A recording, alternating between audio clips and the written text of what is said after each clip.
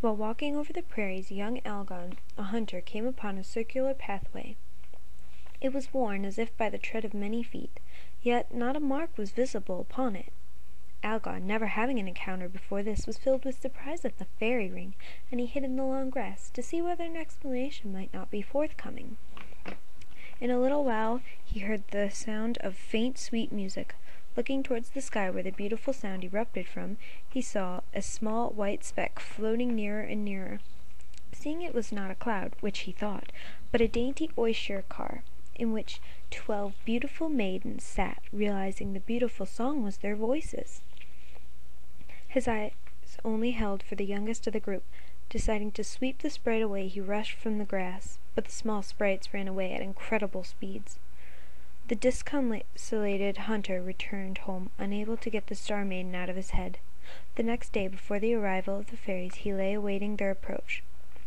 The 12 ethereal beings returned in their car.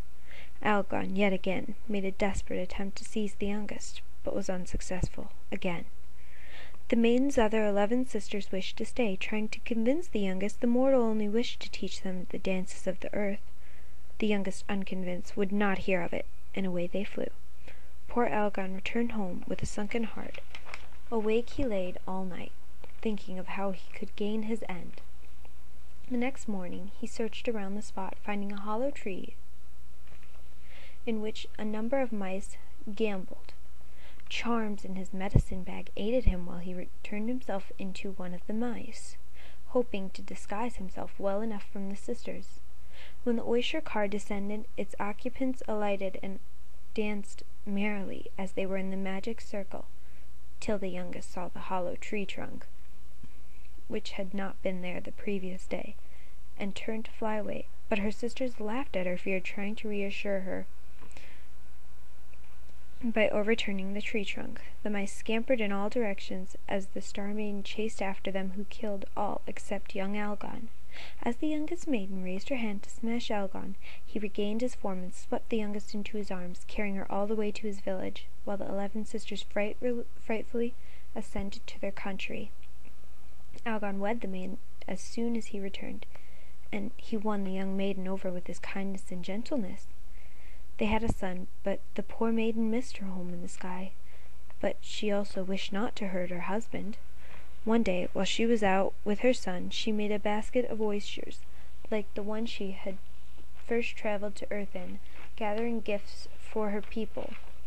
She climbed in the basket and sang the magical song she still remembered.